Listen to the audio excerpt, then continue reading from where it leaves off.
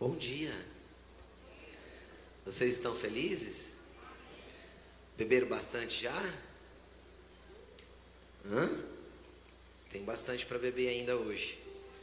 Amém?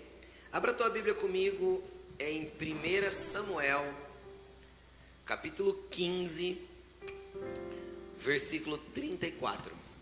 1 Samuel 15, 34.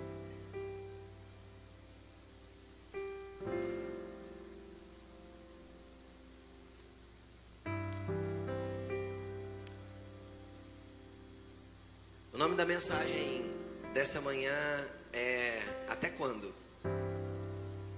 Essa é uma pergunta interessante e foi uma pergunta que saltou no meu coração essa semana. E o Senhor na hora me fez lembrar em um texto.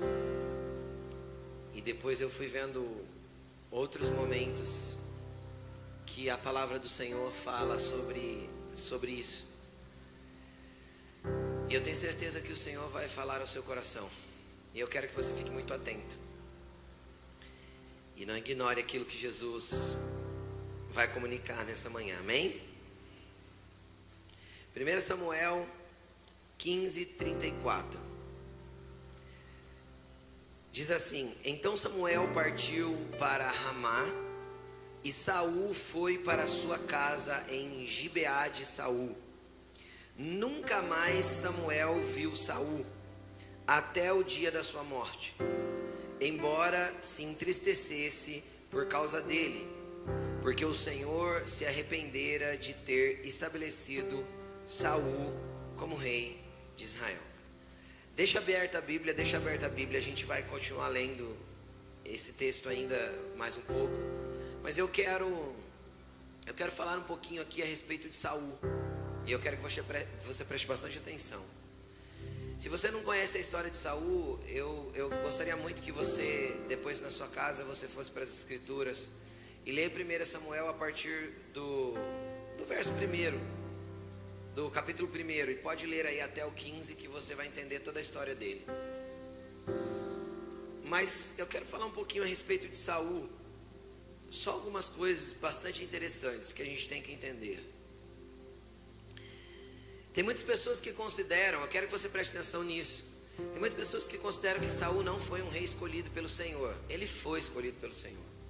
1 Samuel capítulo 9 vai contar a história de como ele foi escolhido. Ele saiu para procurar as jumentas perdidas do seu pai. Nem precisava ter sido ele, mas o pai acabou enviando ele. Não precisava, porque o pai era rico, tinha condições de mandar um funcionário. Porque jumentas eram animais de pouco valor, se comparado aos demais animais que homens ricos tinham naquele tempo. Mas o pai de Saul acabou enviando ele mesmo. E na verdade ele saiu para procurar a jumenta e acabou encontrando uma coroa. Ele encontrou Samuel e grandes coisas aconteceram. E alguns dias depois ele era rei de Israel. A Bíblia diz que a Bíblia vai contar algumas coisas muito interessantes a respeito de Saul. Por quê? Porque Saul foi escolhido por Deus. Então olha para a pessoa que está do teu lado e fala assim: você é escolhido por Deus. E isso não basta.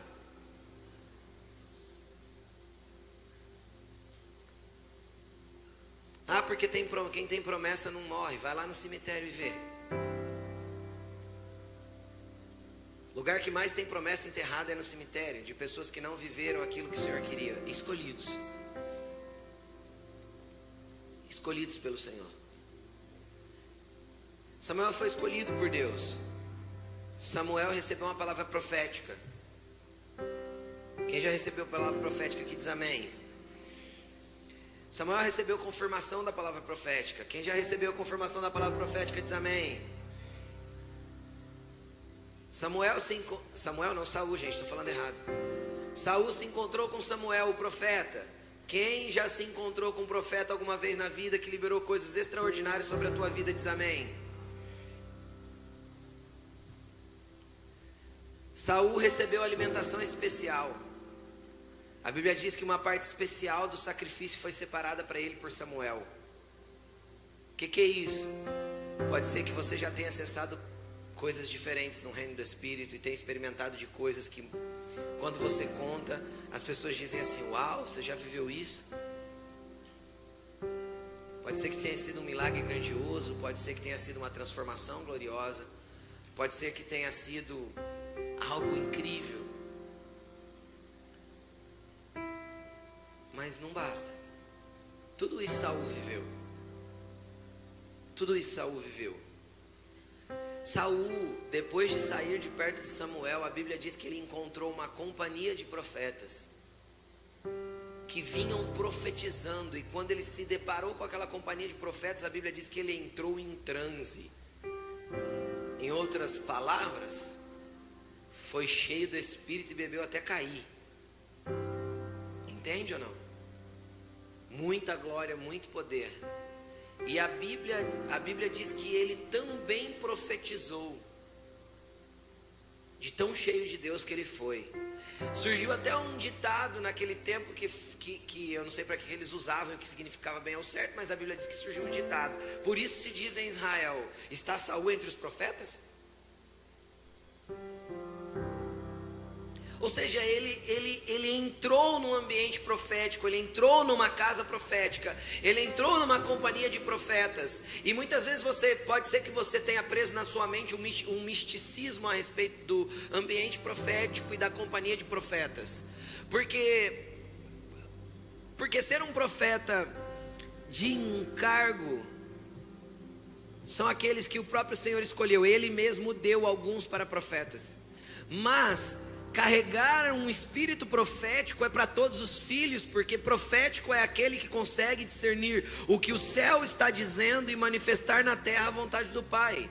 Então você pode ser profético na tua casa, no teu trabalho, em tudo que você faz, porque o cerne da profecia é compreender o que Deus está querendo fazer, o que Deus está fazendo e se envolver com aquilo. Uma das orações mais poderosas que você poderia orar é: Senhor, o que o Senhor está fazendo sobre a terra? Não me deixe fora disso, eu quero participar. Então você vai compreender o movimento de Deus e vai se envolver nesse movimento de Deus. Isso é ser profético. Isso é para todos os filhos.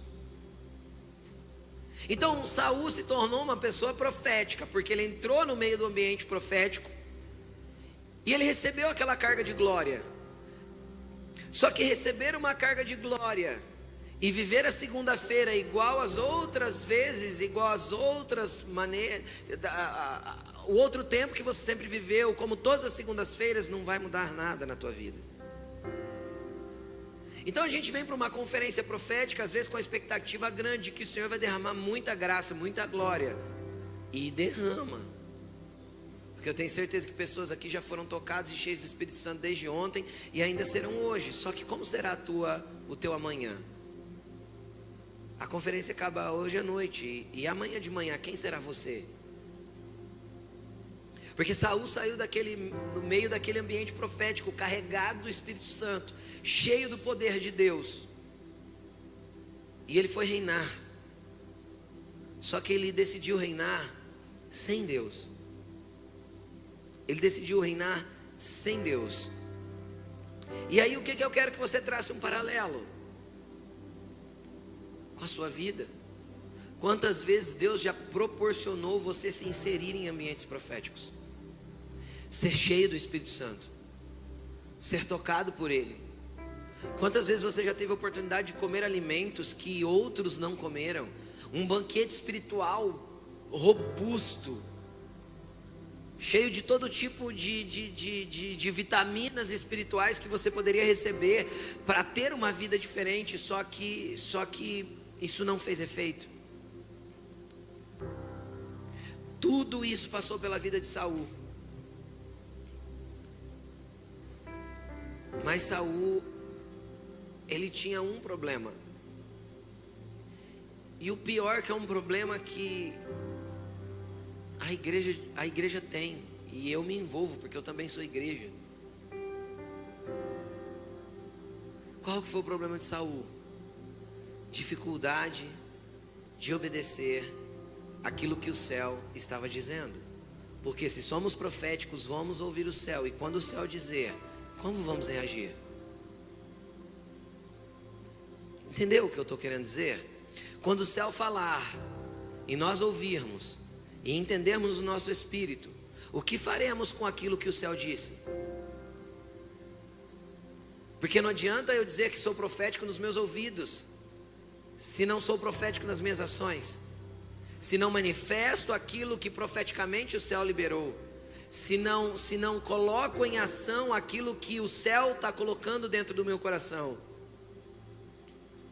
Então qual foi o problema, o cerne do problema de Saul? Ouvir e não obedecer é o chamar, uma das palavras que estão baseadas na conferência. A palavra hebraica chamar, ela tem duas traduções, e as únicas duas possíveis: ouvir e obedecer. Para nós são duas palavras distintas, para Deus é uma só, porque é impossível para Deus que eu ouça e não lhe obedeça. E era exatamente o que Saul fazia, ele ouvia. Por quê? Porque tinha o Espírito de Deus. Quem tem o Espírito de Deus aqui diz amém. Então você tem a capacidade de ouvir o Senhor. Só que o Senhor, a partir do momento que Ele falou, Ele não vai me obrigar a obedecer. A obediência é uma resposta que eu dou diante da palavra que ouvi, do direcionamento que tive, da visão que tive, e assim sucessivamente. A palavra de Deus, a resposta a esta palavra na terra é humana. Olha para a pessoa que está do seu lado e fala assim: você é responsável por todas as palavras que você já viu, ouviu e entendeu.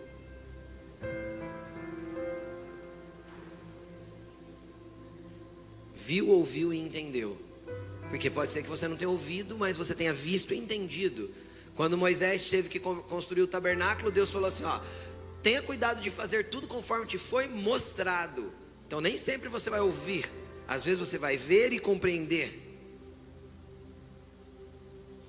Então você, eu, somos responsáveis por tudo aquilo que já vimos, ouvimos e entendemos da parte de Deus. Responsáveis para quê? Para manifestar. A natureza aguarda com grande expectativa a oração dos filhos, o posicionamento deles. Não. Eles serem cheios do Espírito Santo? Não. Eles falarem em outras línguas, pregarem uma boa palavra? A natureza aguarda com grande expectativa a manifestação dos filhos. E você sabe o que é manifestar? É tornar real aquilo que foi dito ao teu respeito, é manifestar aquilo que te foi orientado, é fazer acontecer aquilo que te foi entregue. Jesus, no comecinho do seu ministério, ele entra na sinagoga no sábado.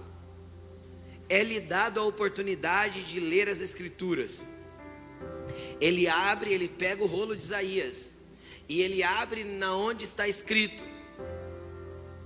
o Espírito do Senhor está sobre mim, pelo que me ungiu a pôr em liberdade os oprimidos, a dar vista aos cegos, a libertar os cativos e a apregoar o ano aceitável do Senhor. Quando ele fecha as Escrituras, ele diz: hoje se cumpre esta palavra em mim. O que Jesus estava fazendo? Manifestando aquilo que ele já tinha entendido pelas Escrituras que ele era. Então a natureza pode obedecer o comando dele, porque quando ele diz para o mar se aquietar, se aquieta. Por quê? Porque ele era um filho manifesto.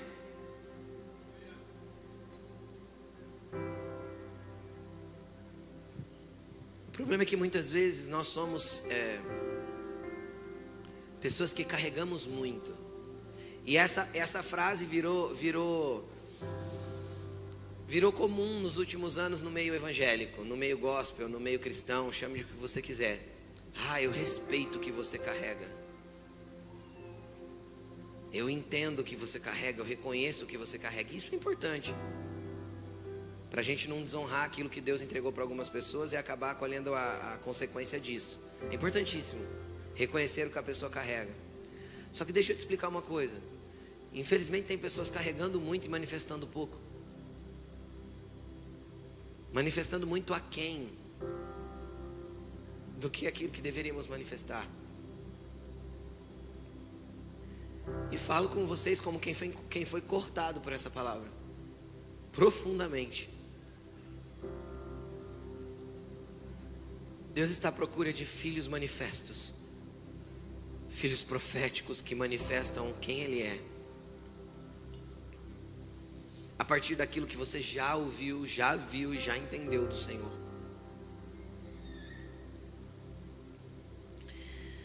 O que aconteceu? Quando Deus reprova a atitude de Saul e fala para Samuel: olha, Samuel, eu rejeitei Saul e eu vou escolher outra pessoa.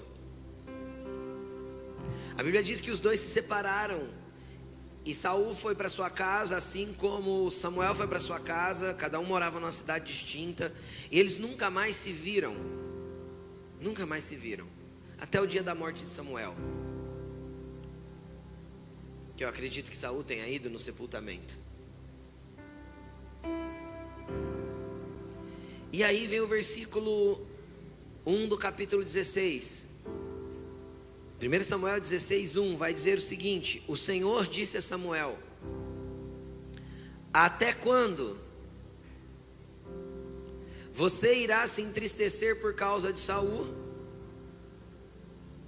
Eu o rejeitei como rei de Israel. Encha um chifre de óleo e vá para Belém. Eu o enviarei a Jessé. Escolhi um dos seus filhos para fazê-lo rei. Querido, eu quero começar a traçar um paralelo aqui. O que aconteceu com Saul e Samuel? Principalmente com Samuel. Samuel foi um profeta, como diz Alaine, violentíssimo. Por que Samuel foi um profeta violentíssimo? Porque Samuel literalmente foi uma pessoa que dividiu um tempo. Sabe igual Jesus dividiu antes e depois de Cristo? Samuel foi uma pessoa que dividiu a história de Israel no meio. Até Samuel, o sistema de governo de Israel era juízes. A partir de Samuel, o sistema de governo se torna monarquia. Samuel é o último juiz que tem autoridade para estabelecer reis, destituir reis e estabelecer outro no lugar. Então Samuel foi uma pessoa extremamente usada por Deus, a ponto das pessoas temerem Samuel, não porque ele tinha força bélica, exército, não, por aquilo que ele manifestava do que carregava.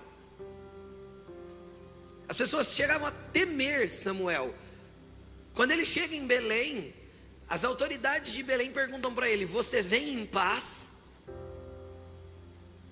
Porque tamanha era a autoridade de Samuel que ele poderia trazer paz, ele poderia trazer uma palavra de bênção, ele poderia trazer uma palavra de condenação. Você vem em paz? Foi a pergunta de quando ele chegou em Belém. Porque de tanto era a verdade que Samuel manifestava, ele carregava algo que era manifesto. Só que Samuel envolveu com Saul o quê? Um leque de emoções. Samuel envolveu com Saul um ambiente emocional que fez com que ele tivesse pena de Saul.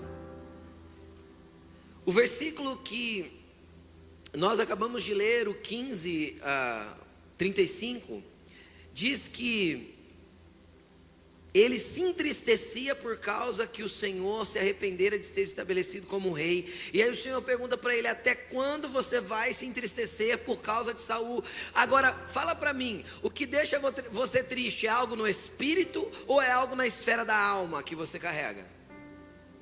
Da alma. A tristeza sempre vem na esfera da alma, sempre vem na esfera das emoções, sempre vem na esfera daquilo que nós estamos sentindo e percebendo emocionalmente, e não discernindo espiritualmente. Então Samuel ficou completamente envolvido com Saul no sentido emocional. Emocionalmente, a hora que Samuel percebeu que Saul tinha sido rejeitado por Deus, Samuel ficou triste. Eu creio que Samuel gostava muito de Saul, gostava mesmo. Por quê? Porque Saul tinha tudo o que precisava para manifestar o que era correto. Samuel não negou nada para ele, nada.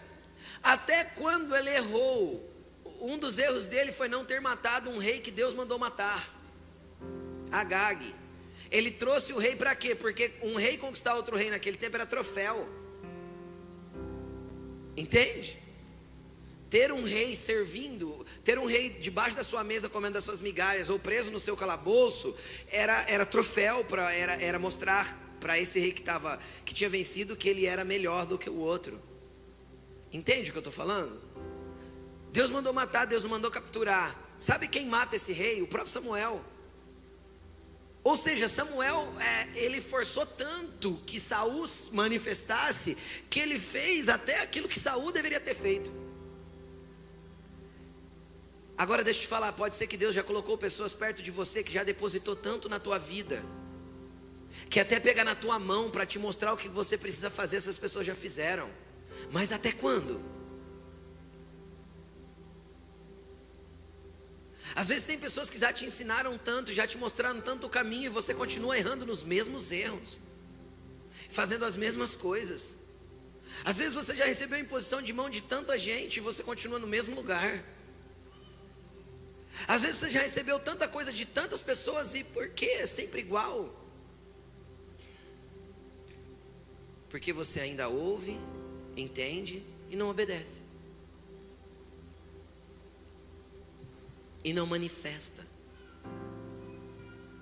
E aí o Senhor olhou para ele: ô Samuel, você está envolvido emocionalmente com o rapaz lá, que está como rei? Até quando? Até quando você vai ficar envolvido emocionalmente com ele, sendo que eu o rejeitei?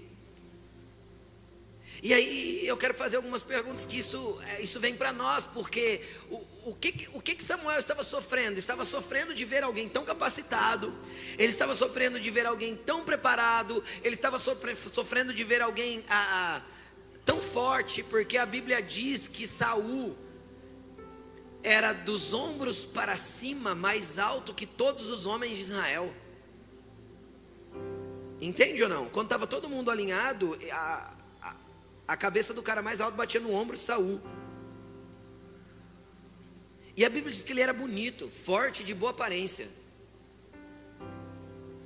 Então Samuel estava envolvido com tudo isso. Peraí, o cara tem unção, o cara tem tudo que ele precisa para manifestar a exatidão daquilo que Deus quer que ele manifeste. E isso pesava o coração de Samuel. Desculpa a confusão entre Saul e Samuel, tá, gente? Os nomes são muito parecidos. Isso pesava o coração de Samuel sempre. E o Senhor falou para ele assim: Samuel, chega, já deu. A oportunidade que eu tinha para dar para Saul, eu já dei. Eu o rejeitei como rei.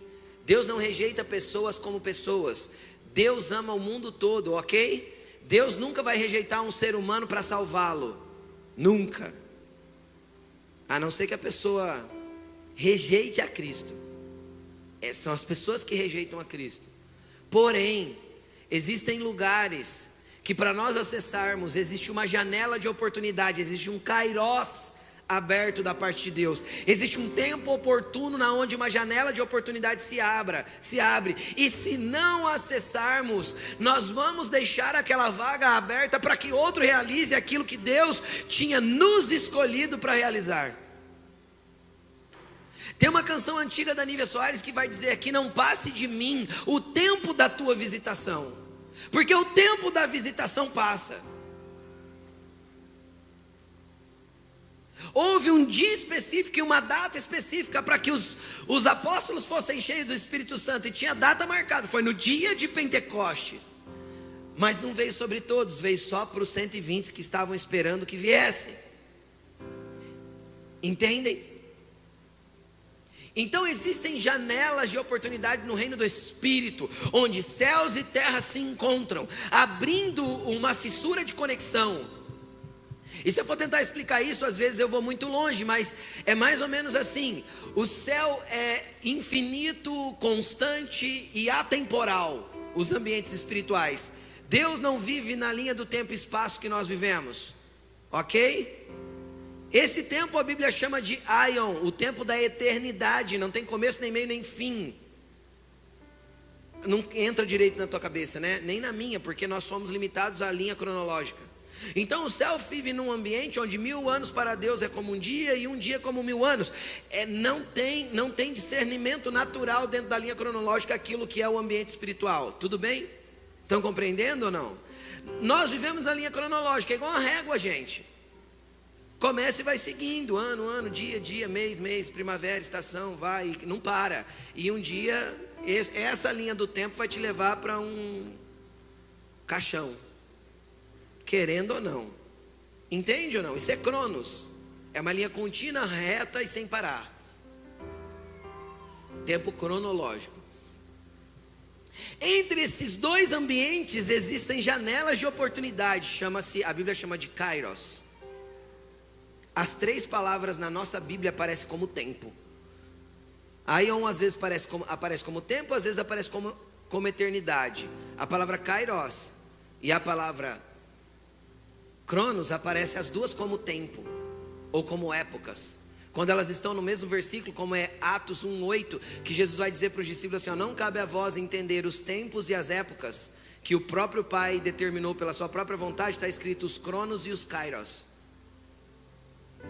O que isso significa? Que quando Deus nos habilitou para alguma coisa, do jeito que Ele habilitou Saul, Ele vai fazer logo em seguida a abertura de um tempo e de uma janela de oportunidade para que nós entramos no reino do Espírito. Ele vai conectar céus e terra. O Cronos se conecta com o Aion através de um Kairos. Abre-se um portal de oportunidade para que nós manifestemos aquilo que Deus quer que nós manifestemos.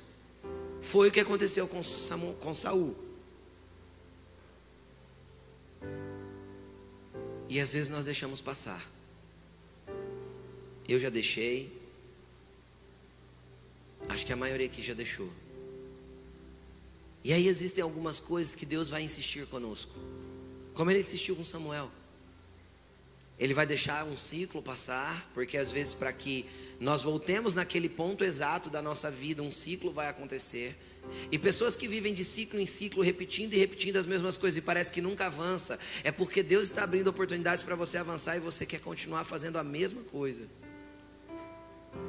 Entende? Então você vive de ciclos, e parece que você anda sempre em círculos, fazendo as mesmas coisas, indo para os mesmos lugares, e nunca chegando em lugar nenhum, e nunca avançando naquilo que Deus tem para você.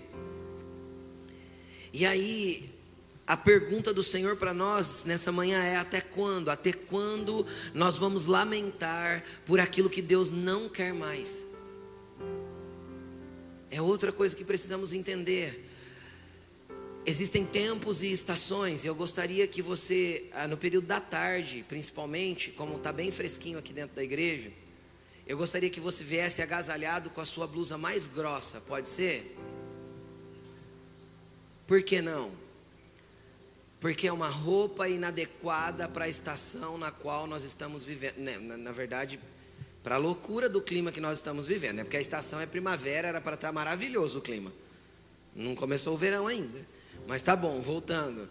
É inadequado para o ambiente e para o tempo que nós estamos vivendo. Você concorda comigo? Você vai passar mal se você fazer isso. Vai cair sua pressão. Você vai acabar tendo que ir para o hospital. Você concorda comigo, sim ou não? E o que acontece? Existem coisas que foram muito, muito, muito boas, mas foram para ontem. Foram para um tempo que já passou. E nós somos muito bons em viver do passado, principalmente quando esse passado foi um passado abençoado, como o passado de Samuel, como o passado de Saul. Foi um passado abençoado. Deus escolheu o menino, Deus encheu o menino do Espírito, Deus deu palavra profética, Deus fez tudo o que tinha que fazer. Só que tem pessoas que ficam presos nessa mesma estação, usando roupas de inverno no pleno verão, e olhando para Deus e dizendo: Deus, eu não sei porque eu estou tão pesado para caminhar, eu não sei porque a minha pressão espiritual tem caído, eu não sei porque eu não tenho conseguido me mover. É porque você ainda fala com saudosismo daquilo que Deus já reprovou na tua vida, um tempo que já foi, já passou e que Ele não tem mais para você. Deus olhou para Samuel e falou assim: Samuel, até quando você vai se lamentar por aquilo que eu já desabilitei? Tem coisas que Deus já desabilitou na nossa vida, que Ele passou. Ah, mas pastor, você não sabe. É que foi um tempo que você está preso emocionalmente. Na esfera do Espírito você precisa transicionar para a nova realidade que Deus quer te inserir. Foi bom por um tempo, passou. E como nós insistimos em fazer as coisas do jeito que Samuel fazia. Quem está entendendo o que eu estou falando? Que Saul fazia, perdão. Do jeito que Saul fazia. Como nós insistimos em fazer as coisas porque parece que estava dando certo, parece que estava tão bom. Deus estava com ele.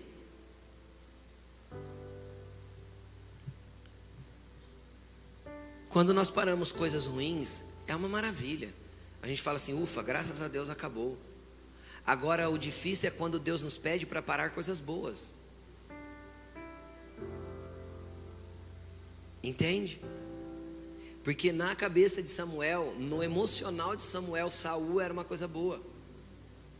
Entende? No emocional de Samuel, Saul era um cara legal, um menino bom, de família boa, cheio da unção, que tinha tudo que precisava. Inclusive exteriormente, o estereótipo de Saul era o estereótipo de rei. Pode ser que Deus já desabilitou algumas coisas que Ele tenha dado para você fazer em outro tempo, e esse tempo passou. É necessário que você deixe. Até quando você vai ficar preso emocionalmente a algo que já foi embora? Até quando você vai ficar preso emocionalmente a algo que ainda te faz sofrer, mas que Deus transicionou? É um ambiente emocional que o Senhor quer curar nessa manhã, para que você acesse a realidade da manifestação que Ele tem para você neste tempo. Até quando? Eu fui escrevendo essas perguntas porque de verdade eu fui falando com o Senhor e eu senti a presença do Senhor muito forte. Eu fui escrevendo tudo isso porque eu sentia Ele falar nos meus ouvidos: até quando você vai sofrer por aquilo que eu já transicionei? Até quando você vai clamar por aquilo que não tem mais a minha unção? Até quando você vai resistir ao novo porque você ama o velho? Isso é muito sério, porque às vezes nós amamos o velho, e aí a gente resiste ao novo. E Jesus falou sobre isso, que nós tínhamos que ser odres novos para receber vinho novo. Então, até quando você vai se entristecer por aquilo que você já não vê mais?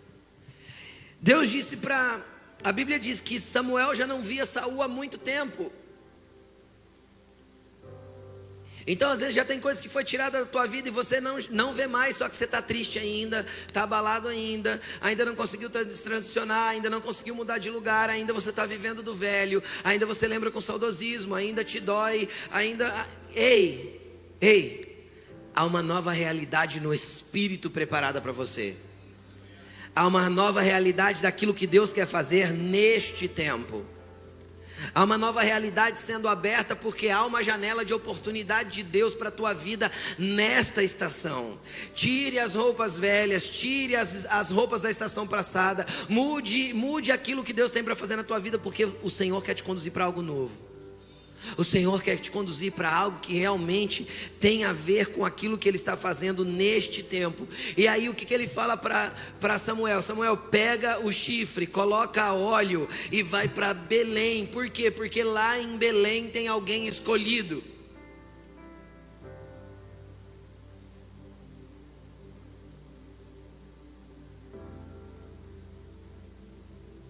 Em Belém a gente encontra propósito. Porque em Belém a gente encontra o Rei da Glória. Que foi lá que ele nasceu, lembra?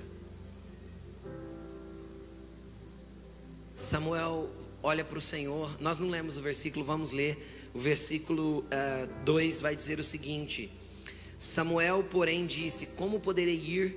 Saul saberá disso e me matará. O Senhor disse: leve um novilho com você e diga que foi sacrificar ao Senhor. Sabe o que é isso? Estratégia para entrar no novo. Deus nunca vai te pedir para avançar para o novo sem te dar a estratégia exata do que você tem que fazer. Samuel ficou morrendo de medo de Saul, por quê? Porque Saul era rei. Agora deixa eu te trazer um paralelo. Quem era a autoridade espiritual naquela nação? Samuel. Quem era a autoridade governamental? Saul. Quem tinha dado a autoridade governamental para Saul? O próprio Samuel. Agora Samuel está com medo da autoridade que ele mesmo delegou. Percebe? Por quê? Porque era uma autoridade desabilitada por Deus. Entende?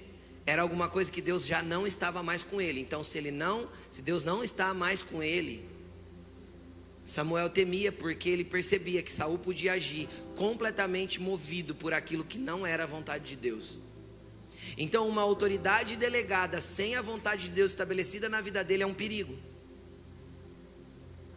É um perigo de fazer coisas erradas, de fazer aquilo que Deus reprova, de fazer aquilo que está errado. Só que todas as vezes que Deus tiver que transicionar você, para você ir para o lugar que Deus quer que você vá, fazer o que Ele quer que você faça, Ele vai te dar a estratégia certa. Samuel olhou para Deus e falou: Deus, como que eu vou? Se Saul ficar sabendo disso, eu morro. Deus falou o que para Samuel? Pega um novilho, leva com você. Deus nem queria aquele sacrifício. Quem está entendendo? Deus não pediu para Samuel sacrificar. Era só uma estratégia para que ele pudesse transitar com leveza e chegar à nova realidade que ele tinha que chegar. Só que todas as vezes que você for acessar esse novo lugar, o Senhor vai querer que você leve um sacrifício. E nesse novo lugar, dentro da realidade da nova aliança, o sacrifício sou eu. Sempre sou eu. Sempre é você. Porque não dá para acessar os novos lugares sem morrer um pouco mais para si mesmo, sem deixar um pouco mais a tua velha vida, o teu velho jeito de ser, sem se entregar um pouco mais. Então é essa a realidade. Quando ele chega lá, ele se depara com o novo. E o que acontece? Qual que é o problema do novo? Olha para a pessoa que está ao teu lado e fala assim para ele: o novo é esquisito. O novo é esquisito. Como é esquisito? É esquisito. Vamos lá. Fisicamente dizendo, Saul era altão, Davi baixinho. Saul tinha uma família boa, Davi era filho possivelmente de uma concubina de Jessé. Não tem nada base bíblica, mas historiadores dizem que ele era ou um filho bastardo de uma outra mulher ou de uma concubina. Por isso ele não estava à mesa com os filhos.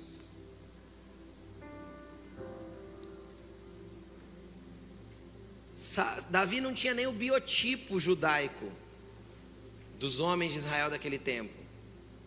Pequenininho, a Bíblia diz avermelhado ou ruivo ou qualquer coisa assim. Ou seja, ele era fora do padrão. E o novo sempre vai causar estranheza. Sempre. O novo sempre vai causar estranheza. Todas e todas as vezes que você ver algo novo se manifestando, você vai olhar e vai falar assim: será? E aí os mais religiosos sempre vão dizer: Deus não age assim.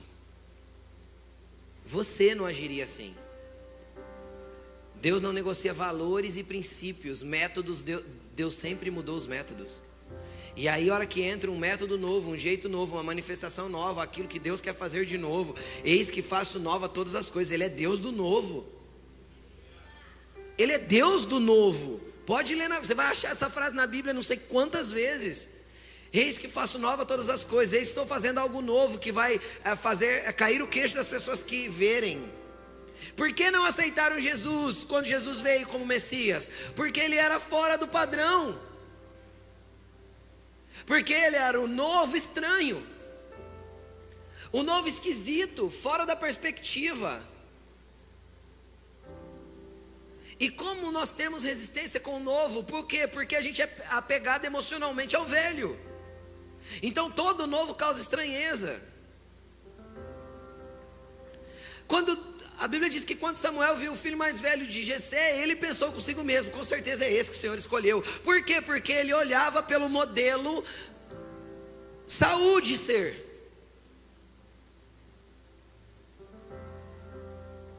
Deus não tem modelo. Deus nunca entrou na caixinha que nós construímos para ele entrar, nunca. Nunca, ainda bem. Deus nunca entrou na caixinha da religião evangélica. Deus nunca entrou na caixinha da religião católica. Deus não está lá dentro. Porque esses boxes foi nós que construímos para Deus entrar. E nós delimitamos como Ele deve atuar. E quando a gente olha para as Escrituras, a gente vai ver que Deus é um Deus de romper essas estruturas. Sempre. Na caixinha da cabeça do judeu, Jesus tinha que vir como um líder guerreiro, forte, poderoso, como um rei, vencer Roma e dar liberdade e governo e reino para eles de novo. Ele veio manso e humilde de coração, curando os enfermos e andando no meio dos pobres. É muito fora da caixa. É um novo muito estranho de aceitar, não desce, não passa aqui, ó. A mesma coisa estava acontecendo com Samuel. Deus transicionou ele para o novo, mas esse novo estava muito esquisito. Por quê? Porque no novo vai exigir sacrifícios. Sem sacrifícios não dá para entrar no novo. Porque o novo eu vou ter que sacrificar o velho jeito de fazer. O novo eu vou ter que sacrificar o velho modelo. O velho tanto que eu orava, o velho tanto que eu lia a Bíblia, o velho jeito que eu interpretava as Escrituras, o velho jeito que eu olhava a perspectiva da fé. Eu vou ter que sacrificar o velho para que o novo possa tomar lugar. Agora, qual que é o problema de quem anda profeticamente? É que ele vê o novo antes do novo ser, antes do novo manifestar. E isso causa um problema terrível dentro de nós. Mas esse é o lugar que Deus tem para nós, que nós consigamos ver aquilo que Ele ainda não manifestou, para que nós possamos ser participantes daquilo que Ele manifestará. Entende? Então Ele quer que nós percebamos antes. João Batista percebeu antes e começou a pregar. O que João Batista era? Doido. Doido porque ainda não estava manifesto. Porque se nós já soubéssemos da manifestação de Jesus, a gente ia chamar João Batista de doido? Não. Noé viu uma chuva vindo, não chovia sobre a terra. A Bíblia diz que um vapor subia da terra e regava as plantas. Nunca tinha caído água do céu. Aí tem um cara que vê o que Deus vai fazer e começa a construir um projeto para se proteger e um projeto de salvação. Do que ele é chamado? Doido.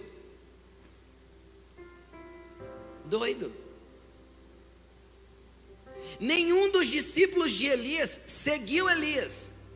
Nenhum.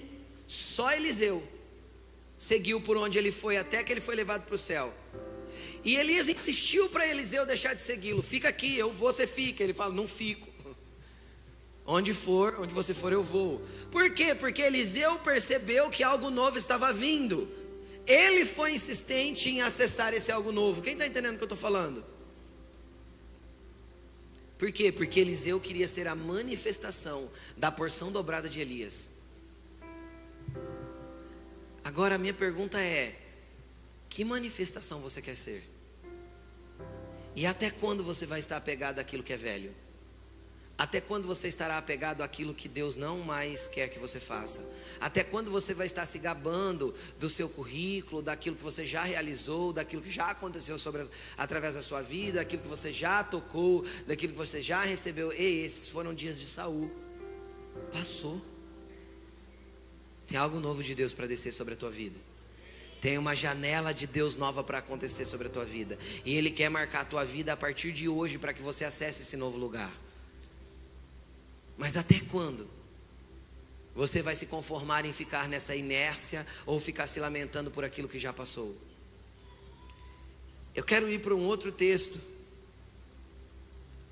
Só para a gente finalizar a palavra, eu quero que você vá comigo para Josué, capítulo 18. Versículo 1 ao 4. O que tinha acontecido aqui, para a gente partir para o final e aí a gente orar? Aconteceu que eles tinham peregrinado pelo deserto durante 40 anos, e a nova geração entrou na terra prometida. Só Josué e Caleb, que eram os velhões, que estavam acessando a terra nova. Por quê? Porque para acessar o novo precisa mudar a perspectiva e ter o entendimento de uma nova realidade. Aquela geração não teve que morrer no deserto. Vocês viram quantas coisas Deus teve que transicionar para poder fazer algo novo? Porque os velhos não estavam preparados para receber o que Deus tinha para fazer.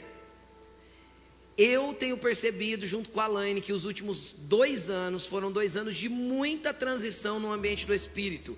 E a gente percebe no nosso Espírito que Deus tem algo novo para fazer. A igreja só precisa, os primeiros precisam compreender e mergulhar.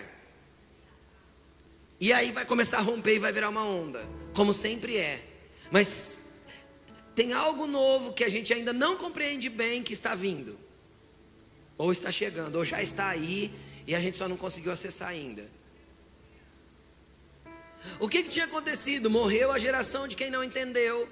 Entrou na terra prometida a geração dos novos, porque os novos tiveram já um ensinamento para entender que eles iam entrar como senhores da terra e não mais com mentalidade de escravos. Deus teve que deixar morrer uma geração todinha justamente para matar a perspectiva do velho, para que eles pudessem acessar o novo. Entraram na terra prometida, e a Bíblia diz que eles tomaram posse da terra. Mas vamos lá, 18:1. Toda a comunidade dos israelitas reuniu-se em Siló, e ali armou a tenda do encontro, lugar de adoração. Maravilha, sim ou não? Aleluia. A terra foi dominada por eles. Tinha algum pedaço que não tinha domínio deles? Não, a terra foi dominada por eles. Mas 7 tribos ainda não tinham recebido a sua herança. Então Josué disse aos israelitas: até quando vocês vão negligenciar a posse da terra que o Senhor, o Deus dos seus antepassados, deu a vocês?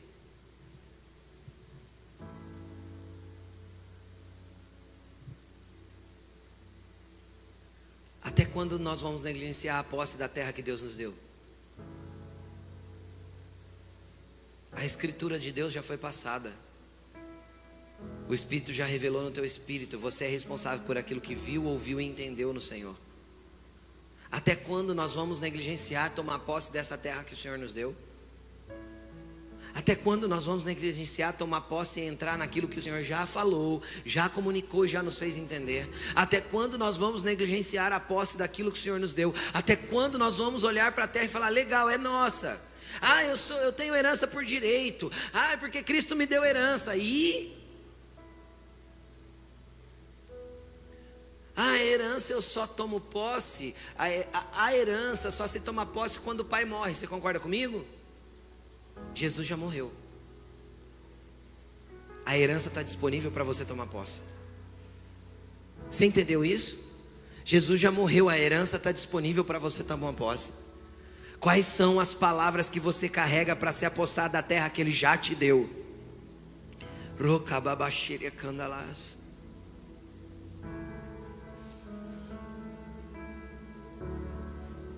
Fronteira de vocês.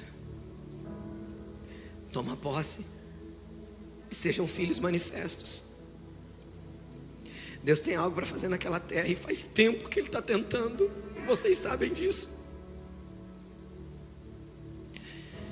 Deus tem algo para fazer lá e faz tempo que Ele está tentando encontrar alguém lá. Ele encontrou a casa de vocês. Não desistam, nem negociem, porque o Senhor vai fazer, é de vocês. Até quando o que Deus te prometeu não vai se manifestar? Até quando você não vai entrar na terra e pisar aquilo que Ele te falou que você vai pisar? Até quando você vai ficar nessa tua letargia? Até quando você vai ter preguiça de ler a Bíblia? Até quando você vai ter preguiça de entrar no quarto para falar, Senhor, eis-me aqui, me envia? Até quando você vai estar apegado pelas coisas da terra que te impedem de entrar no que Deus tem para você manifestar? Tem uma terra para entrar e você está ali celebrando o que você já recebeu. Ei, o que você já recebeu, glória a Deus. Para frente. Vamos seguir porque tem mais promessas, tem mais lugares para acessar. Sabe por quê? Porque o dia que acabar a tua manifestação, você vai morar com o Papai do Céu. Enoque andou com Deus e Deus o levou para si. Fique tranquilo, o dia que a obra estiver concluída, querido, você bate as botas.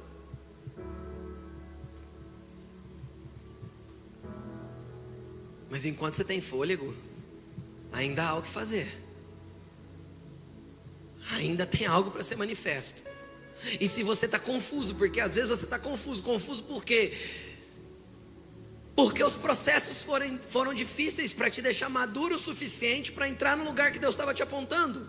Porque ninguém vai acessar certos tipos de promessas sem maturidade. O herdeiro, enquanto é menino, em nada é diferente do escravo. Ou seja, ele não sabe como usufruir do que tem. Então o que acontece? Você nunca vai acessar a herança sem maturidade. Então existe um processo. E dentro do processo, muitas vezes os traumas, as dores, as mágoas, os rancores são reais. E isso nos travam.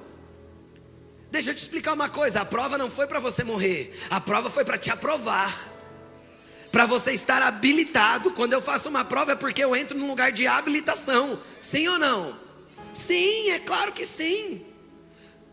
Quando um advogado ou um bacharel em direito, ele faz a prova da OAB, é para ele estar habilitado para advogar. Quem entende o que eu estou falando?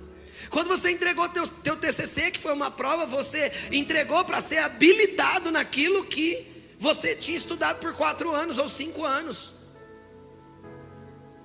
Então quando Deus te prova, não é para te matar, nem para te reprovar, é para te habilitar para a manifestação do que Ele tem para você.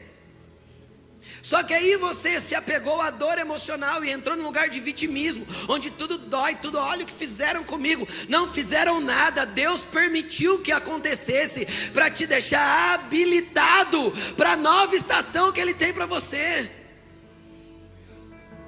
Mas até quando você vai negligenciar? Ou você acha que eles tomaram a posse da terra mandando flores para os inimigos? E falando assim, vocês saiam por favor, porque Deus falou que essa terra é nossa. Não, a palavra para Josué falou, seja forte e corajoso, não temas. Seja forte e corajoso, não temas. Deus falou isso para ele 3 vezes. Por quê? Porque ele estava com medo. Então não tem problema ter medo. Porque a coragem não é a ausência de medo, mas a capacidade de transpor o medo para fazer aquilo que Deus mandou. Entende? Então eu percebo que a gente está numa geração onde tudo fica muito grande, todas as dores ficam muito enormes.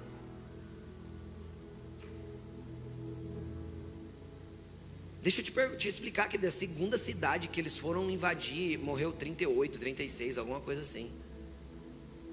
Ninguém sai de uma guerra de conquistar um lugar sem umas espadadas, sem uns cortes para lá e para cá, faltando uma perna, um braço, faltando uma orelha. Quem está entendendo o que eu estou falando? Mas a partir daí eu sou habilitado porque a terra é minha. Eu olho para Caleb e eu falo, não é possível. Caleb tinha 80 anos de idade, 80. Tem alguém com 80 aqui? Não? Tá vendo? Era um jovem de 80 aninhos de idade. Ele olhou para Josué e falou assim, olha, eu estou com o mesmo vigor para tomar posse da terra que me foi prometida. Então por favor, você me libera para eu ir lá, porque a terra é minha. Eu estou falando de um senhor de 80 anos. Ele foi no seu líder, que era Josué, e falou, você libera eu para ir lá tomar posse da terra que Moisés me deu? Eu tenho uma promessa sobre aquela região, ela é minha. Caleb foi o primeiro a tomar posse. E era o mais velhinho, sabe por quê? Porque 40 anos antes, enquanto todo mundo olhava com a perspectiva da dificuldade, ele tinha uma perspectiva profética. Então ele viu aquilo que ninguém viu. Então ele é o primeiro a se levantar e falar: deixa que eu tomo posse porque é meu.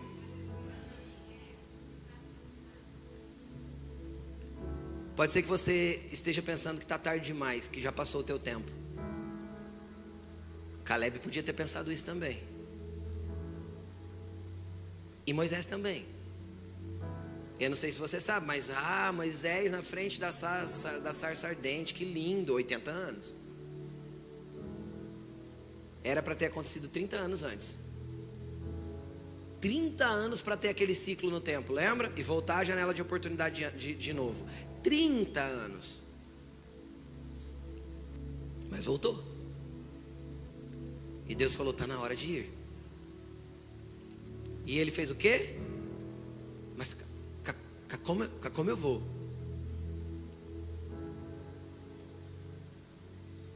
Deus também deu as estratégias. Deus não te manda sozinho, nem sem estratégias. Mas você vai tomar posse daquilo que Deus já prometeu. Você vai tomar posse daquilo que Deus já prometeu. Mas não se assuste com o novo. Não se assuste com o novo. Porque no velho deserto de Moisés a sarça pega fogo e se consome. No deserto novo de Moisés a sarça pega fogo, mas não se consome. Entende a diferença ou não? No Egito velho de Moisés era impossível alguém desafiar um faraó. Mas no novo Egito, agora que Moisés está entrando 40 anos depois, ele vai na cara do faraó, que era irmão de criação dele, mete o dedo no nariz e fala: eu vou tirar meu povo. Então muda a movimentação, porque Deus tem algo novo para fazer. Nunca tinha saído do rio Nilo, mas saiu. Nunca tinha tido tempestade de gafanhoto, mas teve. Nunca tinha chovido granizos tão grandes no Egito, mas choveu.